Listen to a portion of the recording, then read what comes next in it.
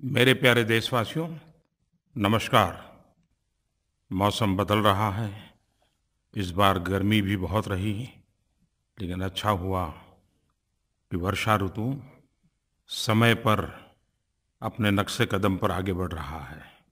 देश के कई भागों में झमाझम बारिश से मौसम सुहाना हो गया है।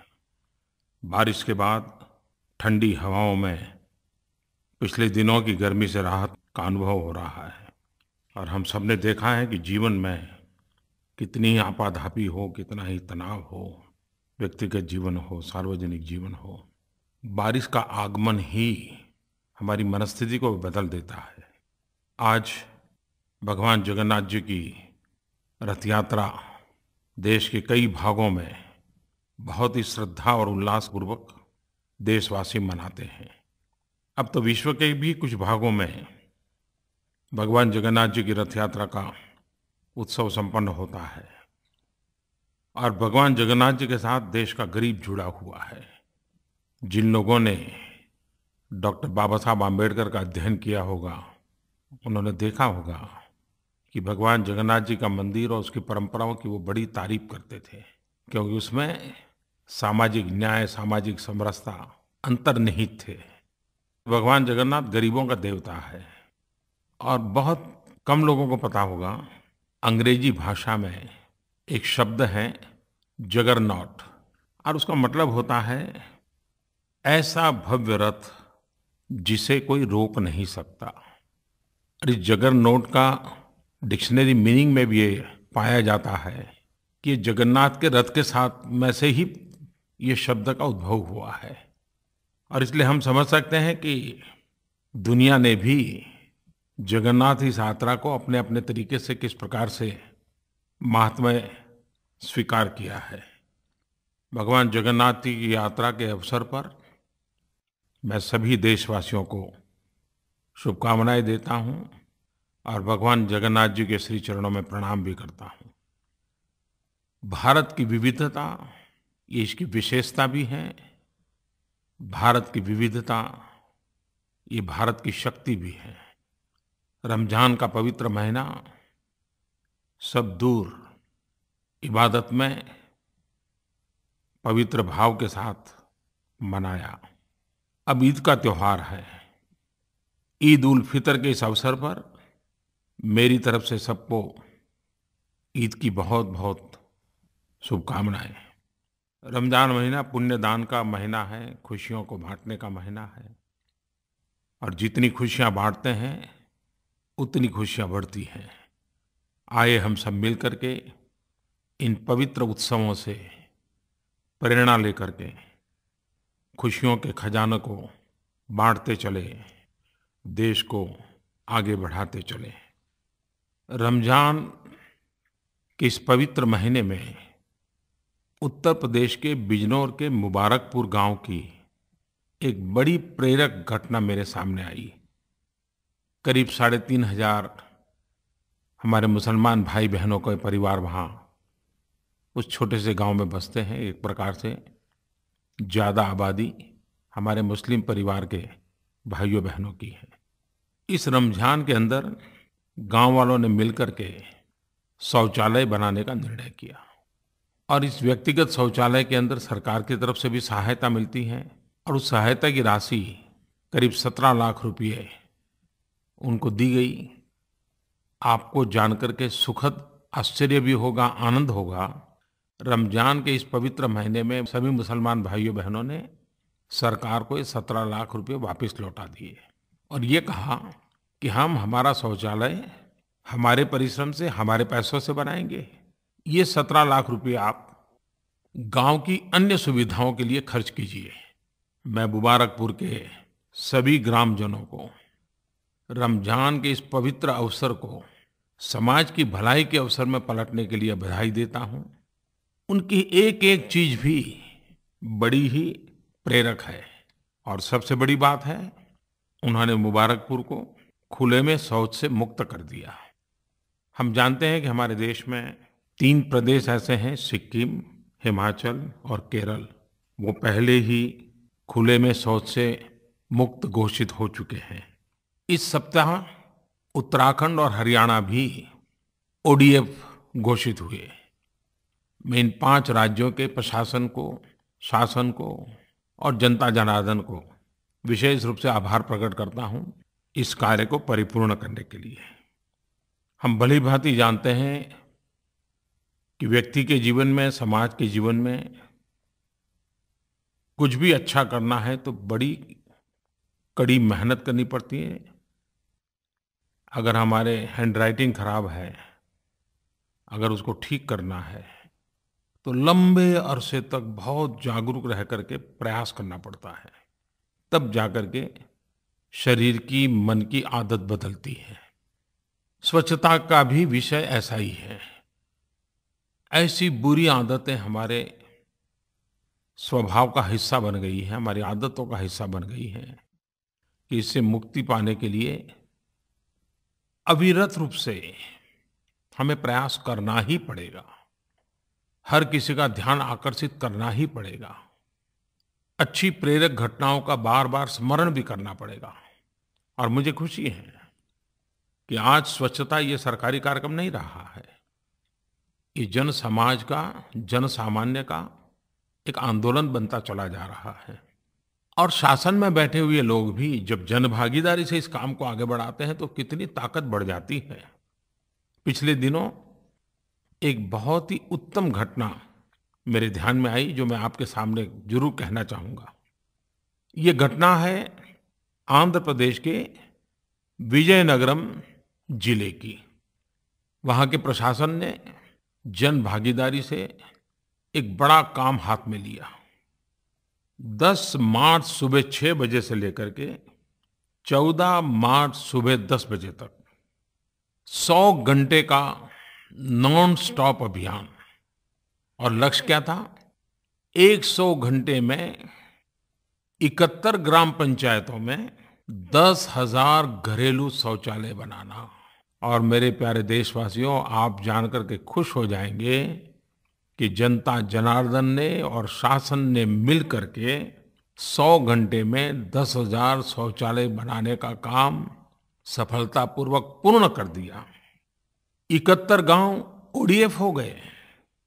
मैं शासन में बैठे हुए लोगों को, सरकारी अधिकारियों को और विजयनगरम जिले के उन गांव के नागरिकों को बहुत बहुत बधाई देता हूं कि आपने परिश्रम की पराकाष्ठा करते हुए बड़ा प्रेरक उदाहरण प्रस्तुत किया है। इन दिनों मन की बात में लगातार मुझे जनता जनार्दन की तरफ से सुझाव आते रहते हैं। नरेंद्र मोदी ऐप पर आते रहते हैं, माइगोव पर आते हैं, चिट्ठियों से आते हैं, आकाशवाणी पे आते हैं। श्रीमान प्रकाश त्रिपाठी ने इमरजेंसी को याद करते हुए लिखा है कि 25 जून को लोकतंत्र के इतिहास में एक काला कालखंड के रूप में उन्होंने प्रस्तुत किया है। प्रकाश त्रिपाठी जी की लोकतंत्र के प्रति ये जागरूकता सराहनीय है। और लोकतंत्र एक व्यवस्था ही है ऐसा नहीं है, वो एक संस्कार भी है। Eternal vigilance is the price of liberty. लोकतंत्र के प्रति नित्य जागरूकता जरूरी होती है और इसलिए लोकतंत्र को आघात करने वाली बातों को भी स्मरण करना होता है और लोकतंत्र की अच्छी बातों की दिशा में आगे बढ़ना होता है। 1975 25 जून वो ऐसी काली रात थी जो कोई भी लोकतंत्र प्रेमी भुला नहीं सकता है, कोई भारतवासी भुला नहीं सकता है। एक प्रकार से देश को जेल खाने में बदल दिया गया था, विरोधी स्वर को दबोच दिया गया था। जयप्रकाश नारायण सहित देश के गणमान्य नेताओं को जेलों में बंद कर दिया था। न्याय व्यवस्था भी आपातकाल के उन भयावह रूप की छाया से बच नहीं पाई थी। अखबारों को तो पूरी तरह बेकार कर दिया गया था। आज के पत्रकारिता जगत के विद्यार्थी, लोकतंत्र में काम करने वाले लोग उन काले कालखंड को बार बार स्मरण करते हुए लोकतंत्र के प्रति जागरूकता बढ़ाने के निरंतर प्रयास करते रहे हैं और करते भी रहने चाहिए। उस समय अटल बिहारी वाजपेयी जी भी जेल में थे। जब आपातकाल को 1 वर्ष हो गया तो अटल जी ने एक कविता लिखी थी और उन्होंने उस समय की मनस्थिति का वर्णन अपनी कविता में किया है। झुलसाता जेठ मास शरद चांदनी उदास। झुलसाता जेठ मास, शरद चांदनी उदास। सिसकी भरते सावन का, अंतर्गट रीत गया। एक बरस बीत गया, एक बरस बीत गया। सिखचों में सिमटा जग, किंतु विकल प्राण विहग। सिखचों में सिमटा जग, किंतु विकल प्राण विहग। धरती से अंबर तक, धरती से अंबर तक, गूंज मुक्ति गीत गया। एक बरस बीत गया, एक बरस बीत गया। पथ निहारते नयन, गिनते दिन पल छिन। पथ निहारते नयन, गिनते दिन पल छिन। लौट कभी आएगा, लौट कभी आएगा, मन का जो मीत गया। एक बरस बीत गया। लोकतंत्र के प्रेमियों ने बड़ी लड़ाई लड़ी और भारत जैसा देश, इतना बड़ा विशाल देश, जब मौका मिला तो भारत के जन जन के रग रग में लोकतंत्र कैसा व्याप्त है, चुनाव के माध्यम से उस ताकत का प्रदर्शन कर दिया। जन जन के रग रग में फैला हुआ ये लोकतंत्र का भाव, ये हमारी अमर विरासत है। उस विरासत को हमें और सशक्त करना है। मेरे प्यारे देशवासियों, हर हिंदुस्तानी आज विश्व में सर ऊंचा कर करके गौरव महसूस कर रहा है। 21 जून 2017 पूरा विश्व योगमय हो गया। पानी से पर्वत तक लोगों ने सवेरे सवेरे सूरज की किरणों का स्वागत योग के माध्यम से किया। कौन हिंदुस्तानी होगा जिसको इस बात का गर्व नहीं होगा? ऐसा नहीं है कि योग पहले होते नहीं थे, लेकिन आज योग जब एक धागे में बंध गए हैं, योग विश्व को जोड़ने का कारण बन गए हैं। दुनिया के करीब करीब सभी देशों ने योग के इस अवसर को अपना अवसर बना दिया। चीन में the great wall of China, उस पर लोगों ने योग का अभ्यास किया। तो पेरू में world heritage site Machu Picchu पर समुद्र तल से 2400 मीटर ऊपर लोगों ने योग किया। फ्रांस में एफिल टावर की साय में लोगों ने योग किया। यूएई में अबू धाबी में 4000 से अधिक लोगों ने सामूहिक योग किया। अफगानिस्तान में हेरात में India Afghan friendship dam Salma बांध पर योग करके भारत की दोस्ती को एक नया आयाम दिया। सिंगापुर जैसे छोटे से स्थान पर 70 स्थानों पर कार्यक्रम हुए और सप्ताह भर का उन्होंने एक अभियान चलाया है। यूएन ने अंतर्राष्ट्रीय योग दिवस के 10 स्टैम्प्स निकाले, उन 10 स्टैम्प्स को रिलीज किया। यूएन हेडक्वार्टर में yoga session with yoga masters का आयोजन किया गया। यूएन के स्टाफ, दुनिया के डिप्लोमेट्स, हर कोई इसमें शरीक हुआ।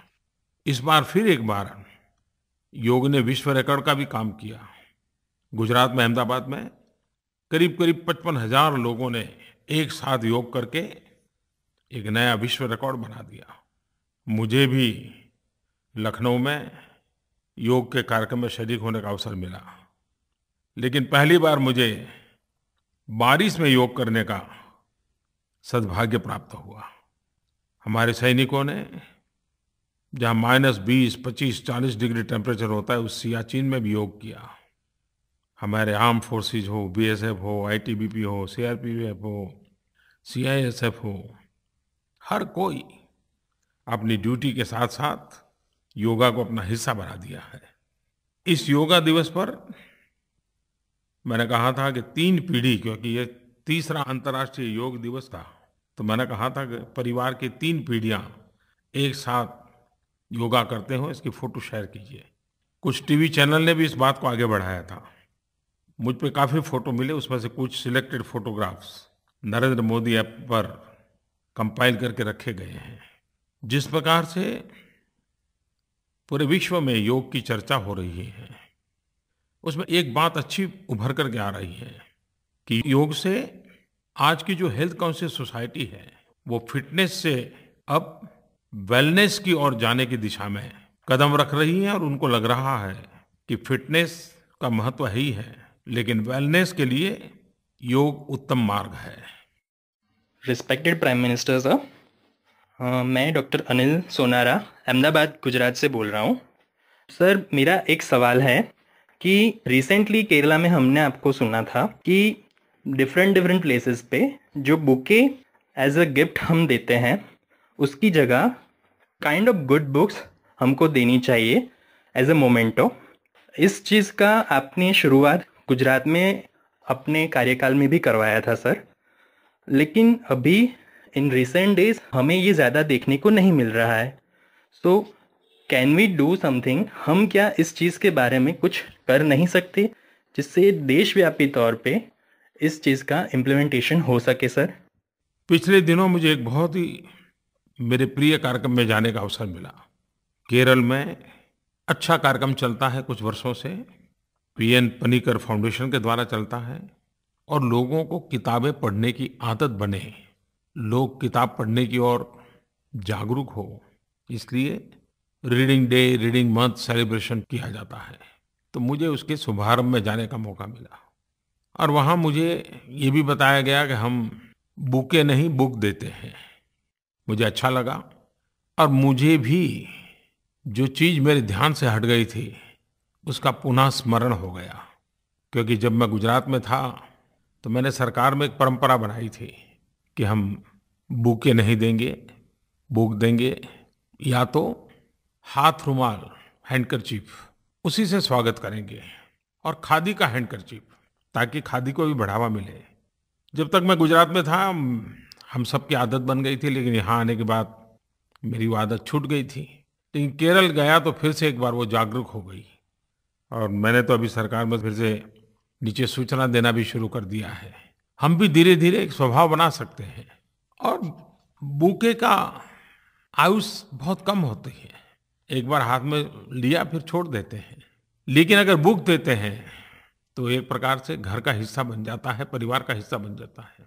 खादी का रुमाल देकर के भी स्वागत करते हैं तो कितने गरीब लोगों को मदद मिलती है, खर्चा भी कम हो जाता है और स्थायी रूप से उसका उपयोग भी होता है। और जब मैं ये बात कह रहा हूँ तो ऐसी चीज़ों का कितना ऐतिहासिक मूल्य होता है। मैं गत वर्ष जब यूके गया था तो लंदन में ब्रिटेन की क्वीन एलिजाबेथ ने मुझे भोजन पे निमंत्रित किया था। एक मातृ सहज वातावरण था, बड़े प्यार से उन्होंने भोजन भी कराया, लेकिन बाद में उन्होंने मुझे एक बड़े ही आदर के साथ भावात्मक स्वर में एक छोटा सा खादी का और धागे से बुना हुआ एक हैंडकरचीफ दिखाया और उनकी आंखों में चमक थी। उन्होंने कहा कि जब मेरी शादी हुई थी तो ये हैंडकरचीफ महात्मा गांधी ने मुझे भेंट में भेजा था, शादी की शुभकामना के रूप में। कितने साल हो गए, लेकिन क्वीन एलिजाबेथ ने महात्मा गांधी के द्वारा दिया हुआ ये हैंडकरचीफ संभाल के रखा हुआ है। और मैं गया तो उन्होंने इस बात का बड़ा आनंद था कि वो मुझे वो दिखा रही थी, और जब मैं देख रहा तो उनका आग्रह रहा कि नहीं मैं उसको छू करके देखूं। महात्मा गांधी की एक छोटी सी भेंट उनके जीवन का हिस्सा बन गया, उनके इतिहास का हिस्सा बन गया। मुझे विश्वास है कि ये आदतें रातों रात नहीं बदलती हैं और जब कभी ऐसी बात करते हैं तो आलोचना भी स्वीकार करना होता है, लेकिन उसके बावजूद भी ऐसी बातें करते रहनी चाहिए, प्रयास करने रहना चाहिए। अब मैं ये तो नहीं कह सकता हूँ कि मैं कहीं जाऊँगा और कोई भूखे लेके आ जाएगा तो उसको मना कर दूंगा, ऐसा तो नहीं कर पाऊंगा, लेकिन फिर भी आलोचना भी होगी, लेकिन बात करते रहेंगे तो धीरे धीरे सुधार भी होगा। मेरे प्यारे देशवासियों, प्रधानमंत्री के नाते अनेक प्रकार के काम रहते हैं, फाइलों में डूबे रहते हैं, लेकिन मैंने मेरे लिए एक आदत विकसित की है कि मुझे जो चिट्ठियां आती हैं उसमें से रोजाना कुछ चिट्ठियां मैं पढ़ता हूं और उसके कारण मुझे सामान्य मानवी से जुड़ने का एक अवसर मिलता है। भांति भांति की चिट्ठियां आती हैं, अलग अलग प्रकार के लोग चिट्ठियां लिखते हैं। इन दिनों एक ऐसी चिट्ठी मुझे पढ़ने का अवसर मिला, मुझे लगता है कि मुझे जरूर आपको बताना चाहिए। दूर सुदूर दक्षिण में तमिलनाडु में मदुराई की एक हाउसवाइफ अरुल मोजी सर्वनन, उन्होंने मुझे एक चिट्ठी भेजी और चिट्ठी क्या थी? उन्होंने लिखा कि मैंने अपने परिवार में बच्चों की पढ़ाई वगैरह के ध्यान में रख के कुछ न कुछ इकोनॉमिकल एक्टिविटी करने की दिशा में सोचा, परिवार को थोड़ी आर्थिक मदद हो जाए।